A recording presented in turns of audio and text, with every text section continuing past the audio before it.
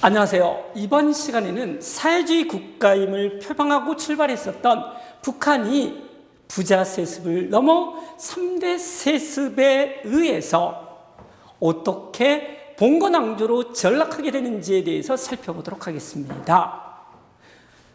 3대 세습은 세계 사회주의 역사에서 유례가 없는데요. 왜 유독 북한에서만 나타나게 되었을까요? 과연 북한 역사에서 부자 세습, 3대 세습이 나타날 수밖에 없는 불가피한 사정이 있었을까요? 저는 전혀 그렇게 생각하지 않습니다. 그렇다면 다른 어떤 원인에 의해서 북한에서 3대 세습이 나타나게 됐는지 이제부터 살펴보도록 하겠습니다. 레닌, 그리고 스탈린, 마오쩌둥, 덩샤오핑, 세계 사회주의 역사에서 가장 강력한 지도자들입니다. 누구도 부자 세습을 하지 못했습니다.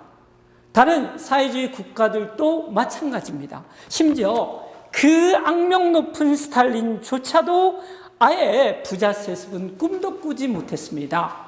그렇다면 왜 그 악명 높은 스탈린도 부자 세습을 꿈도 꾸지 못했을까요? 그 이유는 바로 사회주의 사상이 모든 억압과 압제로부터의 해방, 모든 차별과 불평등을 없앤다라는 평등 이념을 내세우고 있었기 때문입니다. 이런 사회주의 이념과 봉건적인 악습인 부자 세습은 절대로 같이 어울릴 수 없는 겁니다. 무슨 핑계를 댄다 하더라도 사회주의자라면 부자 세습만은 피해야 한다는 거죠.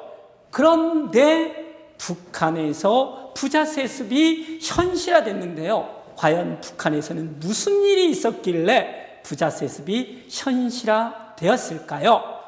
김일성은 1912년에 태어났기 때문에 쥐띠가 되겠습니다.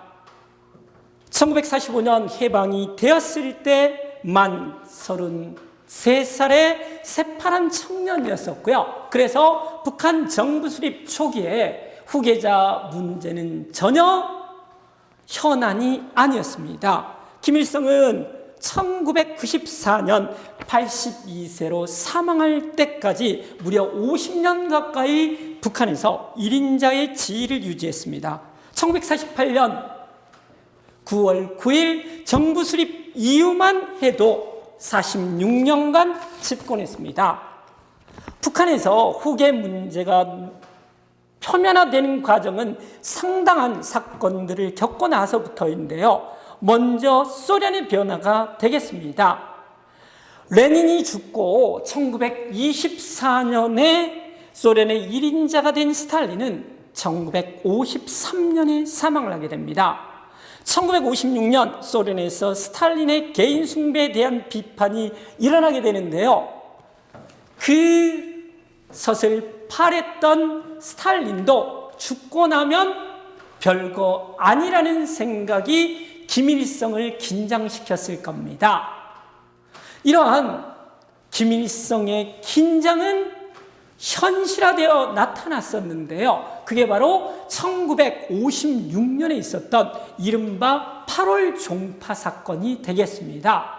8월 종파 사건이란 중국에서 활약했었던 최창익의 연안파와 박창옥의 소련파가 합작하여서 김일성의 1인 지배 권력에 도전한 사건이 되겠습니다. 그러나 김일성에 의해서 단칼에 제거되었습니다. 이로써 북한에서는 김일성의 일당 독재가 확립되게 되었다고 볼 수 있겠습니다. 그런데 북한에서 1956년의 8월 종파 사건에 의해서 김일성파만 남게 된 이유는 이미 그 이전에 반대파를 숙청했기 때문입니다. 김일성의 반대파의 숙청은 한국전쟁 과정으로 거슬러 올라갑니다. 한국전쟁 과정에서 9월 15일 인천 상륙작전 이후에 평양을 지키지 못했다라는 제명으로 연안파의 거두인 무정을 제거를 했고요. 그리고 소련파의 대표였었던 허가이도 당원 관리를 잘못했다라는 책임을 물어서 숙청을 하게 됩니다. 그런데 이 두 숙청보다 훨씬 더 충격적인 숙청이 있었으니 바로 국내파인 박헌영의 숙청이 되겠습니다. 북한에서는 박헌영을 제거하기 위해서 미제의 고종간첩이라는 누명을 씌우게 되는데요. 제가 다른 강의에서 이야기했듯이 이는 핑계에 불과하고요. 사실은 남한에 있어서의 봉기가 일어나지 않고 6.25가 무승부로 끝난 것에 대한 책임을 물어서 박헌영을 숙청했다라고 보는 것이 타당할 것 같습니다. 이렇게 해서요, 한국전쟁 과정에서 국내파라든지 연안파 그리고 소련파를 숙청을 했고 그 마무리가 바로 1956년에 있었던 8월 종파 사건이 되겠습니다. 그런데 이러한 김일성에 의한 반대파의 숙청이라는 것은 이걸로 마무리되지 않았습니다. 1967년에 또 하나의 사건이 있게 되는데요. 이른바 갑산파 사건이 되겠습니다. 1967년 박금철, 이호순 등의 갑산파가 제거되는 사건이 발생을 하는데요. 이른바 갑산파는 만주의 김일성의 항일 무장투쟁과 연결하여서 국내 함경도 갑산에서 활동한 김일성파의 일부가 되겠습니다. 그런데 이런 김일성파를 제거한 명분은 뭐냐면요, 부르주아 사상, 봉건 유교 사상 등 온갖 반혁명 사상을 퍼뜨렸다라는 것이었습니다. 그러나 보다 더 합리적인 설명은 이들이 김일성 유일사상 체계를 세우는데 걸림돌이 되었다는 데 있다라고 보는 게 타당할 것 같습니다. 그래서 1967년의 갑산파 제거 사건은 이제 김일성파 내부에 있어서도 김일성의 유일사상에 반대하는 사람들은 제거될 수밖에 없었다라는 것을 의미하겠습니다. 1956년 스탈린의 개인 숭배 비판이 북한 사회에 1956년 8월 종파 사건으로 번지게 되는 것들이고요. 이게 바로 김일성의 반대파의 숙청의 마무리였다라고 이렇게 볼 수 있다면요. 1971년에 중국에서 김일성을 긴장시킨 또 하나의 사건이 발생하게 됩니다. 그거는 바로 1971년 마오쩌둥의 후계자였었던 린바오가 쿠데타를 일으켰다라는 명목으로 제거되는 사건입니다. 이 사건은 김일성에게 후계자의 위험성에 대해서 생각하게 하는데요. 따라서 김일성이 믿을 수 있는 후계자를 선정해야 한다라는 강박관념에 시달리게 되는 거고요. 이 과정에서 바로 김정일을 자신의 아들이었었던 김정일을 후계자로 선정하게 된다라고 볼 수 있겠습니다.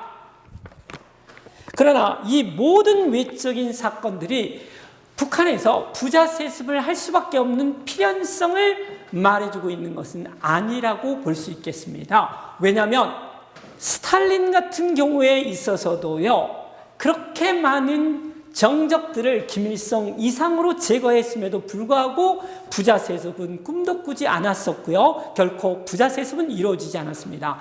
또한 중국 같은 경우에 있어서도 그 커다란 격변이 있었음에도 불구하고 예를 들자면 50년대 말에 있었던 대약진 운동이라든지 60년대부터 70년대에 걸쳐서 있었던 이른바 문화 대혁명 과정에 있어서의 그 엄청난 사건들이 있었음에도 불구하고 소련과 중국에서 절대로 부자 세습은 나타나지 않았습니다. 그렇다면 왜 유독 북한에서만 부자 세습이 현실화되었을까요?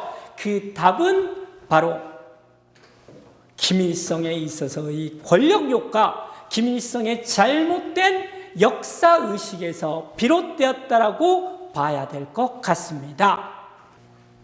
김일성은 린바우처럼 이인자에 의해서 도전을 용납하지 않겠다라는 것이 부자 세습의 첫 번째 목적이었습니다.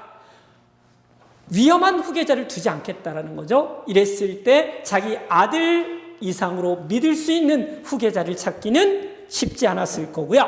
두 번째로 스탈린의 예에서 보듯이 자기가 죽은 이후에 자기가 만든 성과가 모두 무효화될 수 있다는 두려움에 떨었었다라는 거죠. 이는 김일성의 잘못된 역사관인데요. 자신의 정책만이 절대적으로 옳은 거고요. 그래서 절대로 이후 역사에서 뒤집히면 안 된다라는 이런 식에 있어서 이 아집 때문에 나온 거라고 볼 수 있겠습니다.